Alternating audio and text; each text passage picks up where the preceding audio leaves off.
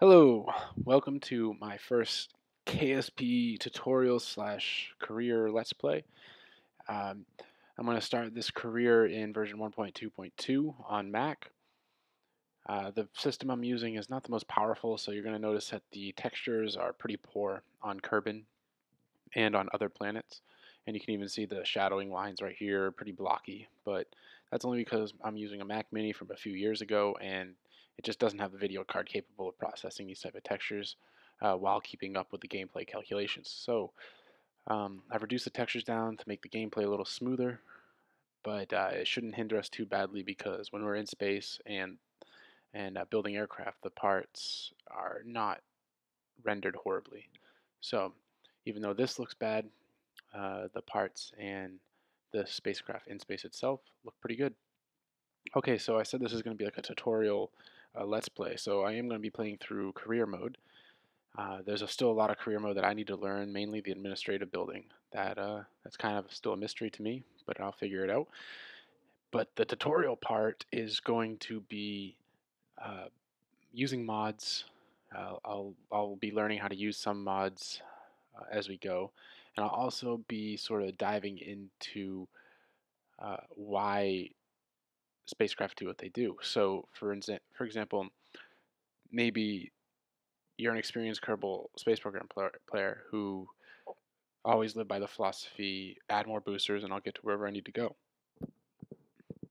Well, I'm going to use the knowledge I have in physics and mathematics to try to explain how to get somewhere efficiently and how to do it so you know how to do it and you can do it. And it makes the game a little more fun rather than just strapping on another 8 boosters and that adds to your delta V. So there'll be a lot of times where I dive off into why this is the way it is and why I'm doing this mission the way I'm doing it. And that just is so you can see it and maybe it'll help improve your gameplay and allow you to make the same calculations. The Let's Play, I've never really done a Let's Play before, so we'll see how that goes. I'm going to try to keep it interesting, keep the missions short, keep the episodes short, but we'll keep going from there. All right, so this first episode is going to be more of an introduction to the game itself right now. So I won't start doing any missions or flying until next episode, but I'm going to introduce some of the settings, some of the mods I have, and some of the KSC buildings. That way, people who are new to the game can come in and watch this video, and they'll understand a little bit about the game without having to figure it out on their own. And so yeah, let's go. We'll start with the mods.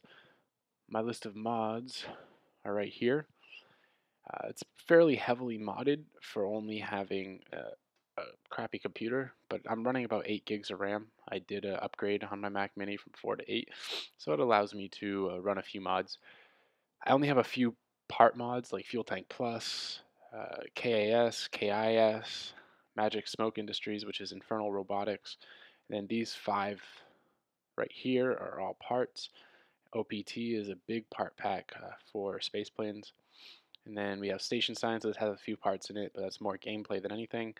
Attack Life has a few parts, but that's more gameplay, and that's about it. I have mostly gameplay mods, which KAS and KIS I would consider gameplay because it adds to stuff you have to do in the game. Kerbal Construction Time and Kerbal Engineer are purely gameplay mods, where Kerbal Construction Time adds in the concept of having to take time to build a vessel, and Kerbal Engineer is just a display for a lot of statistics about this vessel, and I'll explain more of that when we get into it.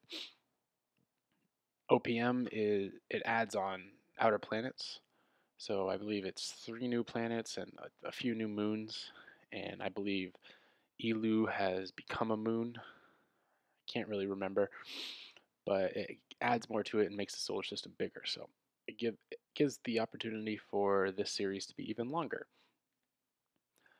Station Science, like I said, has a few parts, but it adds a new dimension in the way we do science.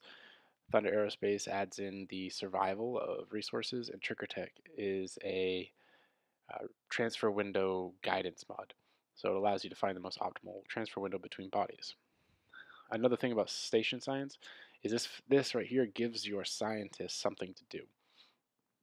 Scientists can go out and gather surface samples and improve um, their stars, but other than that, you don't really get a benefit to having a better scientist. This one, in this mod, you do.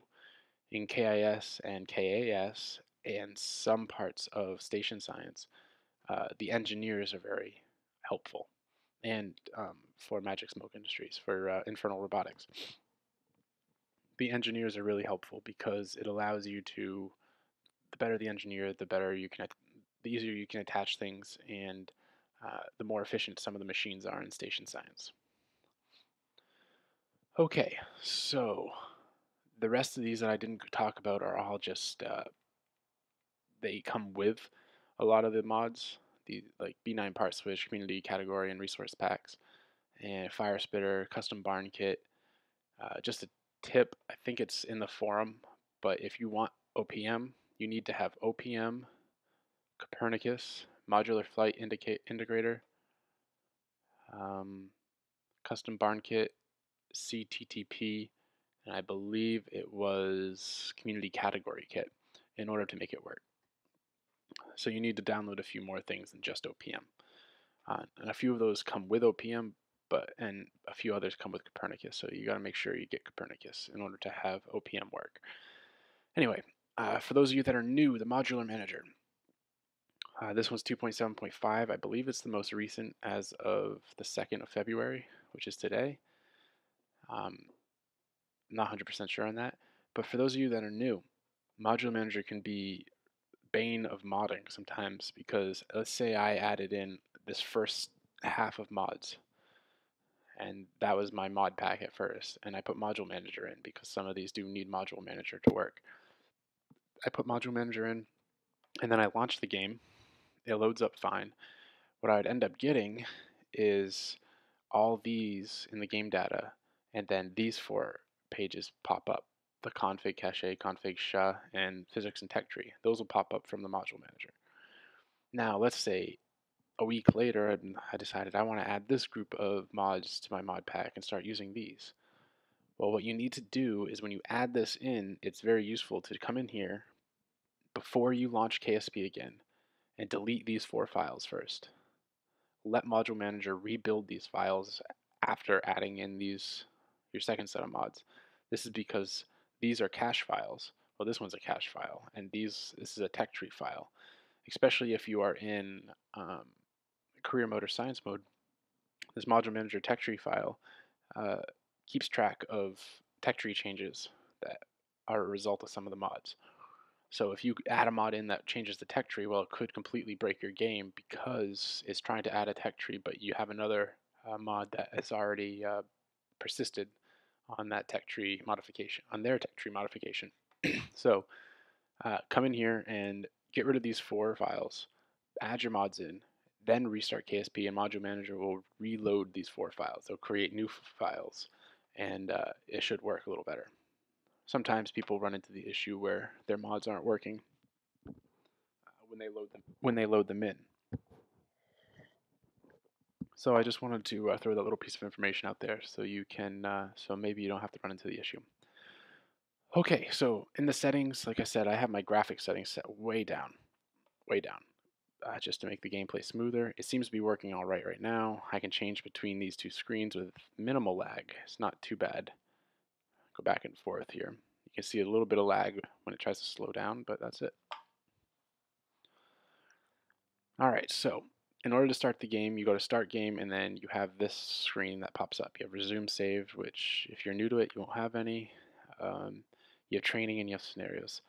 The training can be helpful. I like some of them. Basic flight, suborbital flight, advanced construction. It'll walk you through some things. But honestly, to me, it's easier to just dive in and learn it. And then there's scenarios you can go into, which I believe,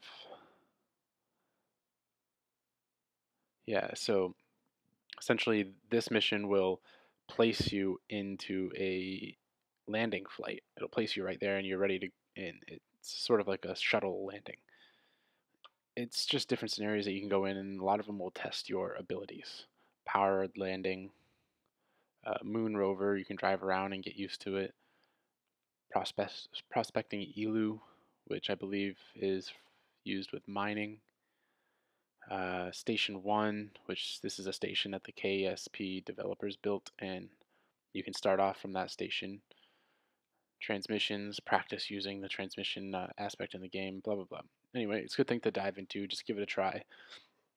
But we're going to go to Start New, and we are going to go to Career. You can do Sandbox, which is open. You have all the parts, all this, everything's upgraded. You can do Science, which is like Career, except there's no funds. You only use science to research and unlock new parts. And the whole idea is to explore the solar system and collect science. In Career, it's a little more dynamic. You still want to collect science so you can unlock parts, but now you also want to complete contracts to get funds, which you use to buy and build your rockets. So you could have no funds, but a lot of science, but your game kind of comes to a screeching halt because you don't have enough funds to build another rocket. We are going to do, obviously, career mode. I'm just going to call it Tyrus's Let's Play, whatever. Flags. I don't have my own flag, but there's one that I like to use. Well, two that I like to use. It's either this one or the bullseye. I don't know why I do, but I always use those ones, and I'm going to use the bullseye one for this game. I just like the color scheme, and it looks really good when it's on the when it's planted. All right, so let's go to the difficulty and go over that. Basic difficulty tab gives you general options, game systems, and career options. So career options we're going to leave alone at the default setting. This is just if you wanted to start with more science, give you a little boost in the beginning, reputation in the beginning, funds in the beginning, and then you can upgrade the rate at which you receive rewards or lose them if you do things wrong. And over here in the game settings, this is just enabling comm network. Resource abundance is how much ore is around. Reentry heating is exactly what it sounds like. I leave those alone usually, and I make sure a comm network is on because that's a big part of the game now. All right, and general options: allow reverting flights, no. Allow quick loading, I don't usually use it, but I'll just click it off now. And missing crews respawn, no. So if we fail and a ship crashes, we're going to have to suffer that remorse. Auto hire crew members, no entry purchase required on research. I like to leave this one on because I think that spending resources twice on a research tab isn't necessary.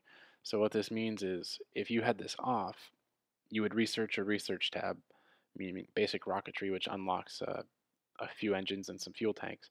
Well, after you unlock it in the R&D center, you would have to then buy each individual part. You know, it's like buying the rights to it, I guess, but I'm not competing against anybody else. There are no other space centers on Kerbin, so I think that I've already bought it using my science. So I'm going to leave it on and not have to buy that. Indestructible facilities include stock missiles, no and no. Go to advanced. Advanced options, ComNet options. ComNet options. All this you can just leave alone. No point diving into that, except I will say click these on because it adds for a dynamic twist to the game. Plasma blackout is just when you're re-entering an atmosphere, the air around your vessel becomes so hot because you're moving so fast and friction increases that comms are temporarily blacked out because they can't pass through the plasma, the thick plasma, high energy surroundings of your vessel. And this is a require signal for control. This is more for probes than anything. So essentially, you just need to be connected to the network in order to use a probe. Okay, enable Kerbal experience. Yes, you'll see what that is later. Kerbals level up immediately. No, because I think that it makes more sense for a Kerbal to go get experience and come back, and then they can analyze that experience and train for it and become a better astronaut, Kerbinaut. Allow negative funds in science? Sure. If we do anything wrong, might as well be tormented by it. Part pressure limits, part g-force limits, Kerbal G-force limits. I like doing the Kerbal one. I don't like doing these two because it adds more calculations into the game, and I'm trying to limit as many calculations as I can so that my game runs smooth for you guys. So Kerbal G-force limits, I'll leave the tolerance there. Basically, if you exceed a certain limit, your Kerbals will pass out, and this is very important for pilots because if you only have a pilot on, or only one pilot on, if they pass out, then your ship becomes uncontrollable until their G-force tolerance, until the G-force limit goes down, and they can wake back up. Okay, these ones always allow action groups. No, adds a little bit of extra dimension to the game to unlock the action groups and be able to use them, which we'll go over later. For those of you that don't know.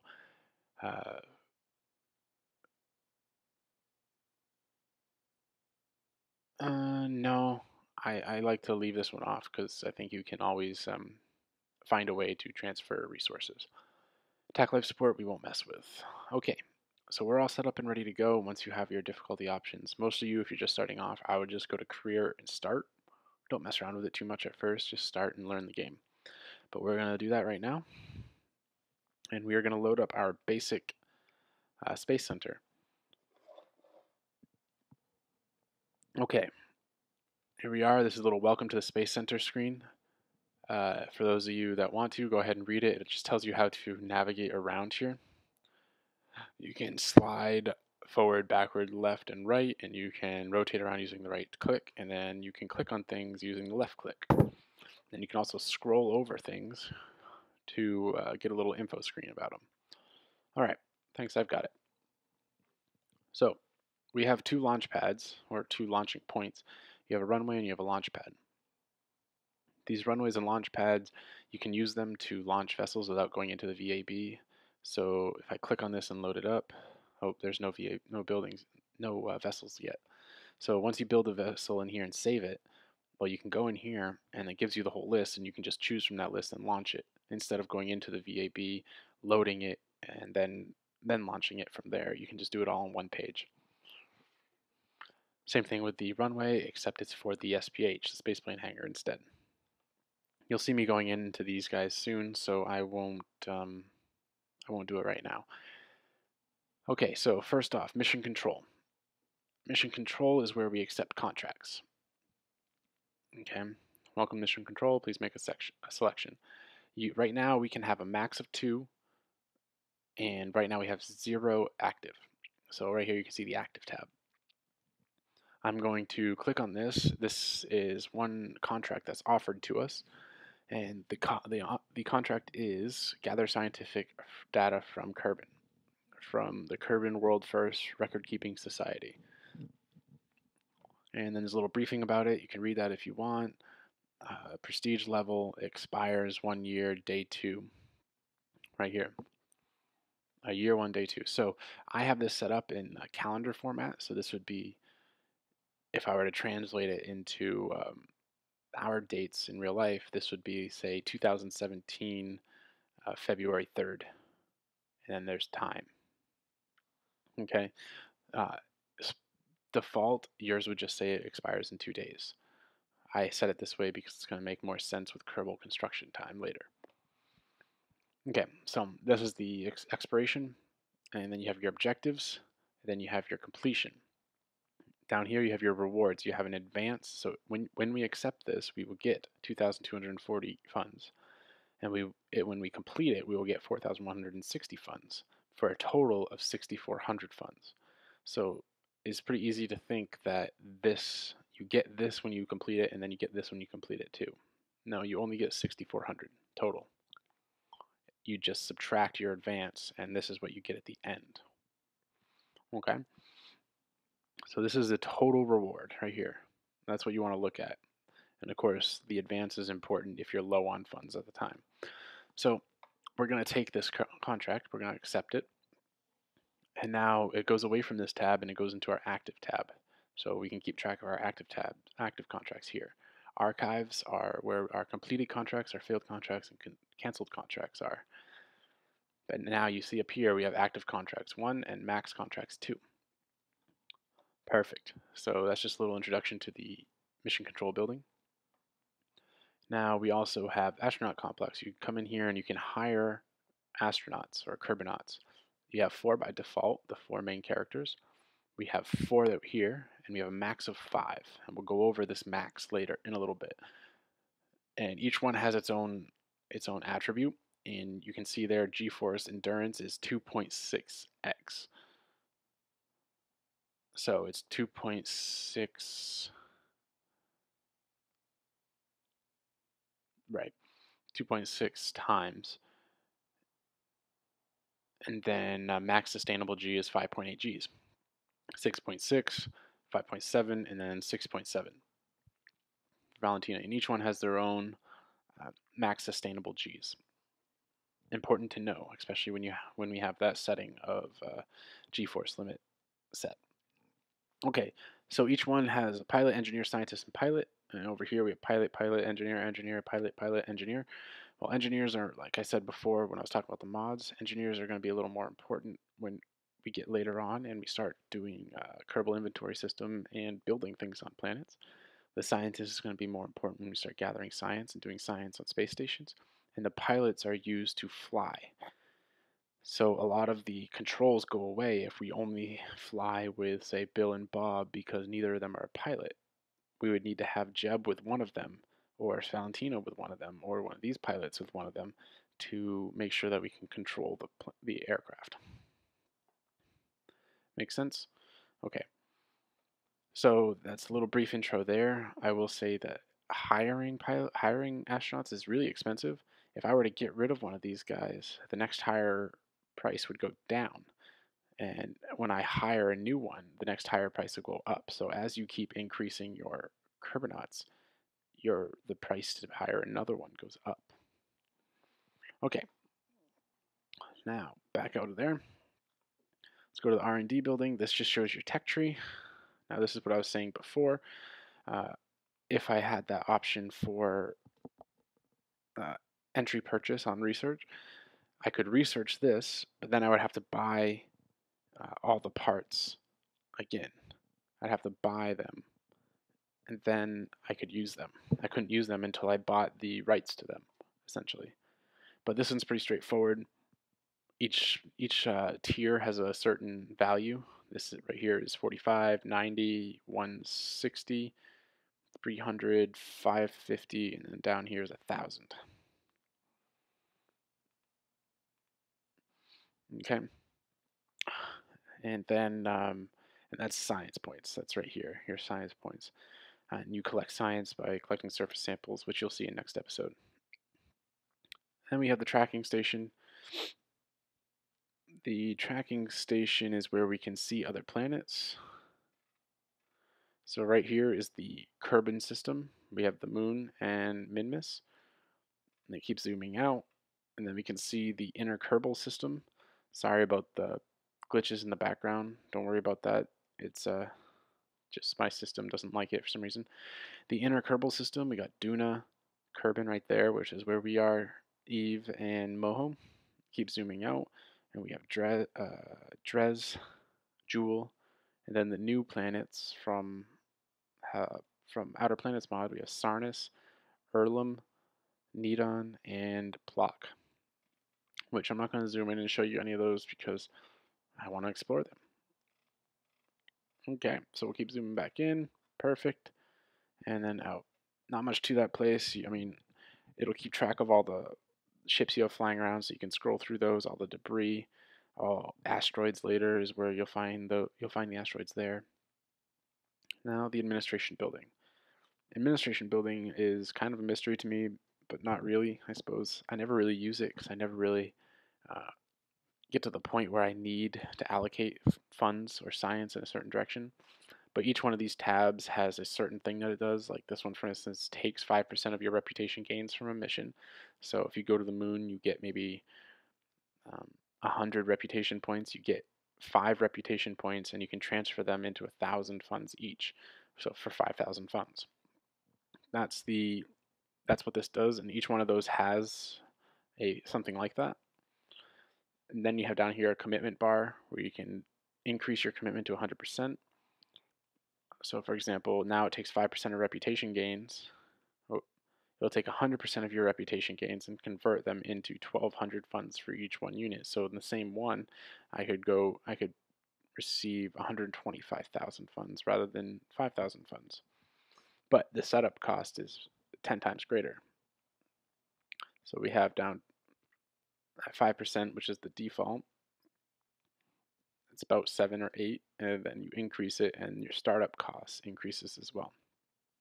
And all of them work in that same way. You have sort of an effect that it produces, and then a setup cost for that effect. And right now, this building can only set up to 25%. Right here, the administration facility cannot handle more than 25% commitment at any strategy level. And we'll go over that too. Down here you see active strategies 0, max 1. Again, we'll go over that max and what it means. But these are just different areas. You have operations, public relations, science, and finances. Each one sort of falls into that category. Finances, we can do fundraising campaigns where we are producing funds. Here we're trying to produce science from things, from like this one yields 1 science for each 2.5 reputation. This one yields 1 science for each 12,000 funds. It's pretty difficult to yield science from all that. Then here you have takes 12% funds and produces, or takes 12% funds income and yields 1 reputation, which is public relations. Then operations is sort of you use reputation to use reputation funds or other things to produce more efficient recovery and building. Okay, so we'll go back here. Now, for the upgrades, if you right click on any one of these buildings, a different screen comes up. The screen right here has an upgrade button and a facility level 1. I believe each facility has 3 levels. So you can upgrade to level 2 and you'll see how it goes from gray to green. Well, the gray is what you're at now, the green is what you can upgrade to. See, now you have a max vessel weight of 18 tons, which I'll go over later and you'll see later. But if we upgrade it, we can have up to 140 tons, which is a huge increase. This is usually the first thing I upgrade. When I upgrade this, I can upgrade the amount of parts. When I upgrade this, I can upgrade the amount of parts. When I upgrade this, we can get patch conics visible. When we upgrade this with the tracking center, we can get flight control, flight planning, which is the maneuver nodes for those of you that have played before, and you can get increase your contracts. This one we can increase the amount of Kerbals that we can have active, and we can perform EVAs. This one can increase our science level, which the default science level is at 100, so that means we can only research to the 90 because the next level is at 160, which is greater than 100. So we can only research to this tier until we upgrade it, and then I think we go up to the 500 tier, I believe, the 300 tier. Then we can upgrade to the 1,000 tier. And then the administration building, same concept. You upgrade your strategies, and max commitment is up to 60%. And that's what I was saying about the max commitment. Now you can increase that if you want to. And then you can also upgrade your runway for the same result as the launch pad. Okay, so this was real quick. I just sort of ran over everything for those of you that are a little more basic. Remember, I accepted my first contract over here. Active contract, gather scientific data from Kerbin. Just to look at it, it never expires, so we can always use it. We can just sit here forever and it'll never expire. It tells you when it was accepted. And next episode we will achieve this goal and fulfill the contract, and then we will go from there. We'll go on to the next contract and start the game in its entirety. Well, thank you for listening through. I just wanted to make sure I gave a brief little introduction to the game for those of you that haven't played before and you're watching. At least now this first episode can show you what it is and what's going on. That way you're not lost later. And we'll go from there. Thanks again for watching. I'm Tyrus Steinman, and till the next episode.